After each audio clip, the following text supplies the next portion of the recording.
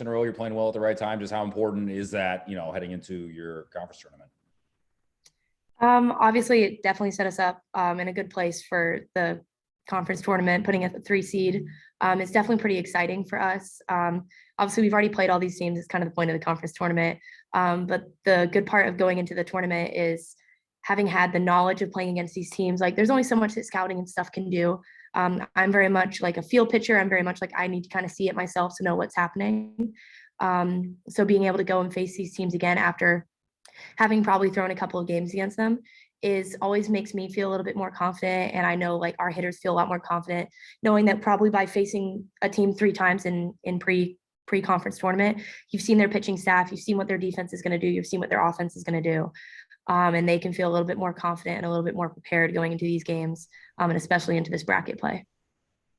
Coach Erickson, I said you were a little selfish getting all these awards, for the 4th time. Just before we're kidding. I know he likes to pick on me. It's fine. When you started your career at USF, I mean, I know you're not looking back at that now, but I mean, to see where you are in the record books and climbing and getting all of these accolades, I mean, could you have, if I had told you when you were 16, 17 years old, this would be the list of things you've done, what would you have said to me? I said, I think you're kidding, it's ridiculous a little bit. My parents were very, very big on preparing me for what the college experience was most likely going to be. Obviously, the vast majority of players who have the opportunity to go D1, which is already a small minority of high school and travel ball players. My dad was like, you might have been above average on your travel ball team. You're going to settle into what was a team of stars, and you're going to have to either find your place and make that place your home, or you're not going to play. My dad is very much, he's a realist. He's a real guy. He doesn't like to make my head any bigger than it ever needs to be. So I was very prepared going into college to not start games, to not be a starting pitcher and have to work and scrap for every single inning of pitching time that I was ever going to get. I think having the benefit of playing international and seeing a little bit of success on the international field meant that I was less caught off guard by what college ball actually is compared to what people kind of glamorize it to be, or the girls who aren't quite prepared for it think that it might be. So I still wouldn't have believed you if you told me half of some of the things I've been able to achieve here in my years at USF. But honestly, it's one of those things that once you get the momentum and once you get the ball rolling, there's no stopping it. If I'd come out this year and not have thrown as well as I'd thrown in the previous year, I would have been upset with myself because then I hadn't learned, I hadn't gotten better. I just accepted that how I was good enough.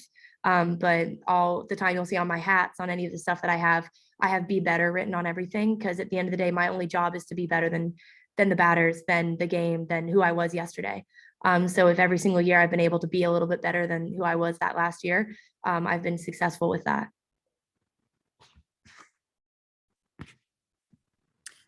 Georgina, Jill Jelnick, I'll be your analyst this week for the tournament. Looking forward to seeing you in person. We called the tournament last year, but that was remote. So just excited to see you do your thing on the mound. To follow up with what you said about Be Better, you said it's on a lot of your equipment, your everything except for your hat. Is that what you said? No, it's on my hat. Like, obviously we're not allowed to customize our gloves, so I don't have that, but you'll see when I wear an Evo, if I go hit, it's written on my Evo. It's kind of just my little mantra.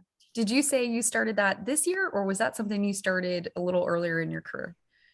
It's something that I talk about my dad a lot because obviously everyone talks about their dad being their first coach. My dad has been my favorite coach of all time. And he has always kind of given me these little pieces of advice that you kind of forget about them until suddenly you're in a moment and you're like, oh my God, John said that. And you like have to like kick yourself because you're like, oh no, my parents were right. I knew I was going to need this one day. And he always said that. His actual exact phrase was, it doesn't matter how good you are, there's always going to be someone worse than you, and there's always going to be someone better. So be better than them. Mm-hmm. And then obviously every single time you become better than the person ahead of you, there's a new person to strive to be. Mm-hmm. So that was something that really stuck with me. And it wasn't until I got into college and I was having to compete not only against my teammates to earn spots, but having to compete in my conference, outside of my conference, and other girls in D1 softball, and then on the international field, that kind of stuck home for me, that it is my one and only job is to be better every single day.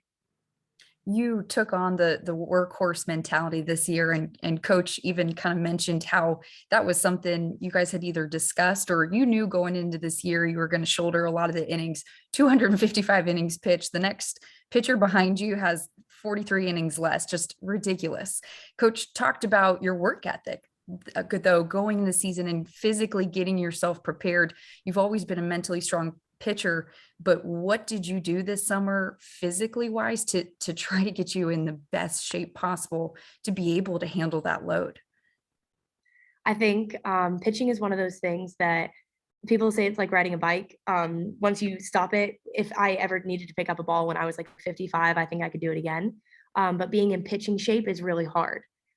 Pitching is one of those things that mechanically, when we talk about baseball players a lot, obviously their mechanics are a little bit less organic. So that's why you see a lot of labrum tears, Tommy John, stuff like that. I've worked really, really hard over my last 4 years to have very organic mechanics. I unfortunately had a knee surgery my sophomore year, and coming back from that, my old pitching coach, Coach Jessica Moore, she was like, "We are going to rebuild you from scrap so that you are going to be every bit the better pitcher that you weren't before the surgery."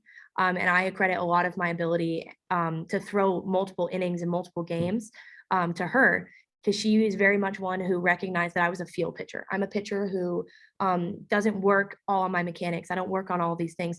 I throw the way that feels most comfortable to me, which fortunately is really, really beneficial, because obviously what feels most comfortable is usually what hurts you the least. So that's been awesome, and it's allowed me to throw a lot of innings. I did obviously get some incredible opportunities this summer. Coach invited me along with Team USA to play on Alliance Fast Pitch, which was a team built to basically give Team USA some strong college level competition before they went over to Japan. I played with some of the coolest girls ever, which obviously you see their names and their statistics, but getting a chance to play with them and meet who they are as people was really exciting. Montana Fouts, Kayla Kowalik, Georgia Clark, Aaliyah Andrews, Sis Bates, like Janae Jefford, some of those people that I look up to on the field, but now I've had the chance to meet them in person and play with them for 8-9 days. Was really cool, because then obviously you get the opportunity to follow them and their college seasons, which all of them are doing phenomenal, which is so exciting to see.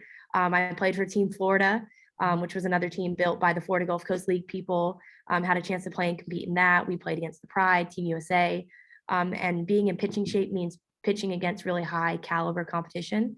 And that was just incredible for me, being able to throw with girls like Montana, but also girls like Carrie Eberly, who is a very, very different mechanical pitcher from me. But I got a chance to kind of pick her brain about things that are a little bit different than the way that I would throw. And I think that's helped me be a little bit better of a pitcher this summer, and then obviously coming into this season, because pitching is just learning. You got to learn the batters, you got to learn yourself. And once you learn yourself well enough, then it's easier to get other people out, to get these really high caliber athletes out, because at the end of the day, sometimes we talk about like how many strikeouts or how many innings and stuff. What people often discredit is how good the girls are that I'm throwing against. I never ever want to speak down upon anyone else that I play, because at the end of the day, they're an NCAA D1 softball athlete. They're a starter on a college team who puts in as many hours as I put on the mound. They put in that many hours in the cages. So it's very, very important to recognize how good they are when talking about how much I've had a chance to throw, because it means that I've had a chance to throw against these girls who are really, really high caliber athletes. And that's what's a blessing for me, where I'll never say that I'm really tired or run down from the innings that I've had a chance to throw, because they mean the world to me. They've allowed me to come better every single time. Coming off of all that preparation this summer, your work, how you were feeling, did all that kind of make you feel like you had the best performance in the circle this year? I know you're not done yet, but that preparation, how much did that lead to your best year? I think mechanically it didn't make too much of a difference. I think mentally it really kind of inspired me to recognize like what a gift it is that we get to play, that I'm able to come back for this 5th year after a shortened COVID year. It really made me not want to take anything for granted. So coming in, we had obviously that phenomenal tournament, the Elite in Clearwater, that was against some of those girls I had a chance to play with this summer. And it just goes to show that those are some of the biggest names in the game. Those are the biggest teams in the game. And we were able to step on the field and compete with them, being a school that doesn't often get a lot of credit for where we sit, in the fact that we've been to postseason the last 4 years. Our conference has had 2 or 3 teams in postseason every single year for the last couple of years that I've been here. It's really important to acknowledge that, and being able to play against the Pride girls, who are some of the only professional softball players in the world, and going and playing against Team USA, who are obviously at the top of the Olympic tier for teams. It really just made me recognize how much, for a while, I thought softball wasn't really going to be anything more than a 4-year kind of hobby. And now it's become my life in a way that's not all consuming, but it's just all empowering. You know, I'm seeing these women like Lauren Chamberlain, who doesn't play anymore, but has had the chance to start professional programs and is expanding the professional league for girls like me, who for a long time thought that college was all we were going to get. And now that I'm able to put up these phenomenal numbers in college, all I want to do is go and be a professional athlete and keep doing it, keep doing what I love, and playing against the girls that I love playing against and playing with, and seeing how long I can go for. Georgina, thank you so much. No, thank you. I'm really excited to meet you in person this week. Looking forward to it. Yes, ma'am. Georgina, good to talk to you again. Eric Lopez here. I just want to ask you that now it's official, 4 conference pitcher of the year awards. What was your reaction when you found out? How do you compare those 4 awards? Do you have any preferences? What's it like? Obviously the first one is the biggest one for me because it's the one that I expected the least. But it's one of those things where you kind of just, I think I've told you this before, I told somebody, it's like getting an award for showing up at your job. You know, at the end of the day, my job is to come out and be a good pitcher, and the ability to do that. I think it was 9 out of the 13 weeks that we played, is just kind of being congratulated for coming to work and showing up, because that's just what my job is. And I think the good part is I've really acknowledged what my job is and slid into that role. Obviously, I can't discredit how good the other pitchers have been this year. You know, Gianna Mancha and Kama Woodall for UCF have been putting up incredible numbers for their team. They've given them the chances to win as many games in conference as they've had. You look at Tulsa, Pochop has had a phenomenal year the last 4 years. I think she's always been throwing against us. She's always done well. And it's always, I'm a pitcher's pitcher. I'm a really big fan of other pitchers because I know how hard of a job we have sometimes. So being able to be pitcher of the year in a conference full of so many great pitchers is really cool. It doesn't take anything away from them. And definitely being able to go out in my final year with a very strong and dominant performance is really exciting, especially against the caliber of pitching that we have in our conference. But I definitely think it's one of those things that my teammates joke that they're like, it's ridiculous if you didn't get it. But at the end of the day, like I did, I had to put in the work, and it's cool to be able to notice that other people acknowledge my work and are very respectful of it. No question. You and I spoke earlier this year. You're a big sports fan. You follow everything. So I want your thoughts about the league. I asked Coach about this. You're quite aware of UCF and the year they're having. They're trying to be a host team. Wichita State's having a great year. You having great wins yourself, having a great year. Houston's knocked off some good teams. Just speak to the league, because I know you have a lot of pride in the league. You've set so many records in the league. You faced all these teams, players like Cindy McKinney and Addison Barnard and all the talented players. Just speak to the behalf of the league and the respect that maybe they should be getting more, maybe a chip on the shoulder for everybody that's playing this week. Absolutely. I know we've spoken about this at length. The American is a strong conference, and we have been for a while. I obviously had the chance to play with Cindy McKinney this summer. So her and I have gotten quite close, and it means that we get to kind of chat about things a lot. And obviously, Wichita State kind of shocked the world last year because people were like, where did they come from when they were sent to Oklahoma's regional? And they gave Oklahoma a run for their money. You know, the team that is obviously America's favorite right now, as they deservedly should be. But Wichita State has been and will continue probably to have phenomenal years. They've got incredible coaching. They've got incredible girls. They seem to have a phenomenal team atmosphere that does well for them. So it's really exciting to see this year that obviously Barnard is getting some of the amazing recognition that she deserves, because she was on the USA top 50. I think she even made to the top 25 last year as well, which I think 100% she deserved to be there this year as well. Obviously UCF being able to go from a team that probably didn't get a lot of recognition as a ranked program to now sliding into what may potentially be a hosting position. That's really good for them. It's obviously an amazing testament to they won coaching staff of the year. Obviously Coach Bear's done an incredible job with that program, especially having quite a number of girls leave last year, being able to rebuild that program from what may almost be a little bit of scratch. Having Searcy come back off of a tough injury, I can't imagine how proud her teammates are, because she won first team all conference. You know, they've got players that are coming in and doing really well with what they have. Houston with the big win over Texas A&M. It's one of those things that people often kind of go by, like football teams and stuff like that. They like to root more for teams that are rooted in a little bit more of the male dominant sports.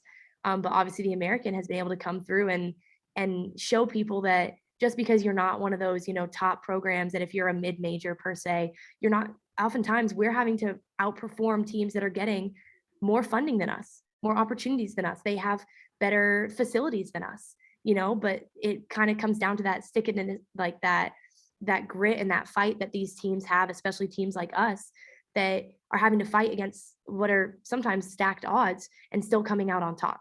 That's where I am kind of a huge fan of our conference and a huge fan of the girls in our conference, because a lot of us are friends. A lot of us have, if not played against each other, played with each other. We know each other by name. We say hi when we're walking through the hotels. We recognize, like, one of those recognized real things, that I know how hard you work to get here.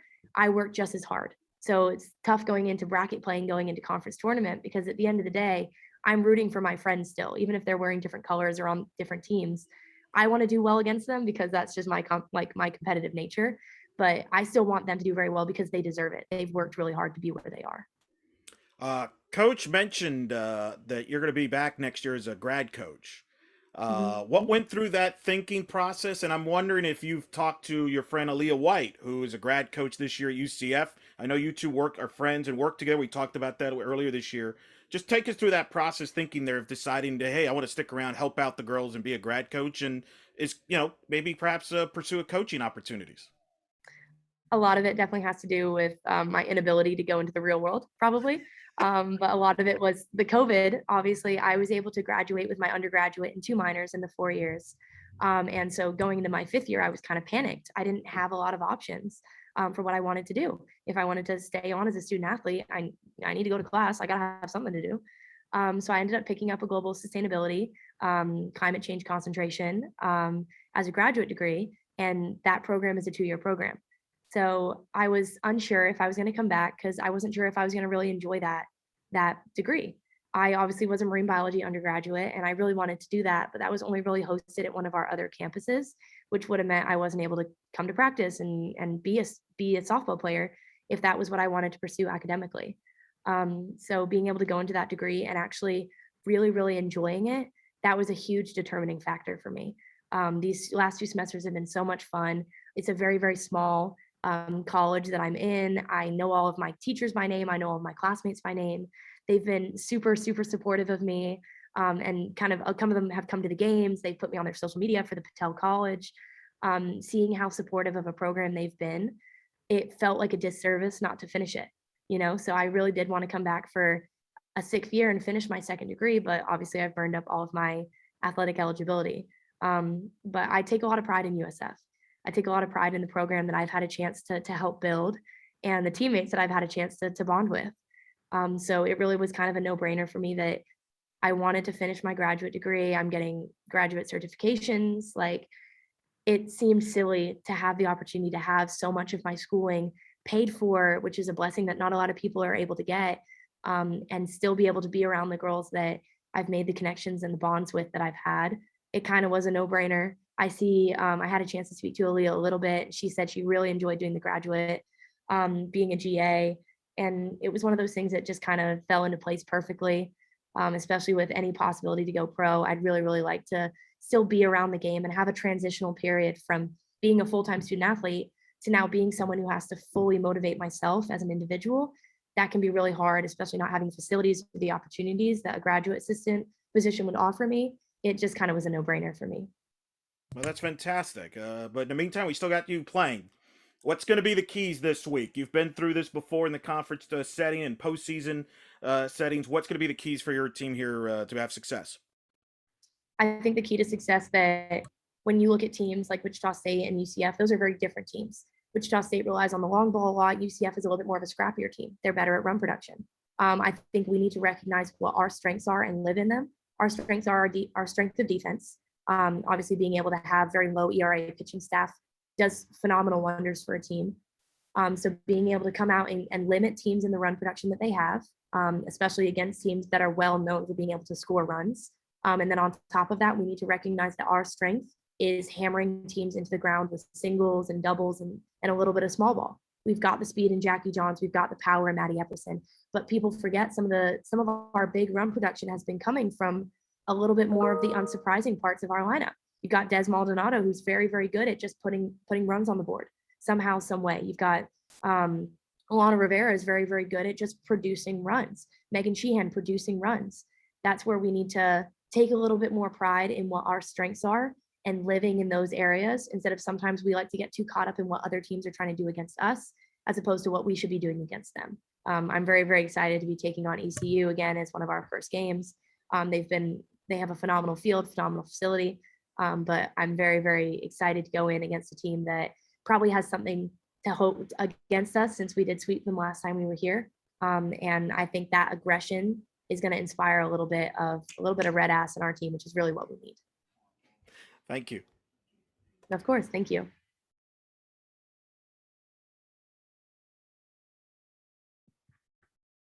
Anyone else?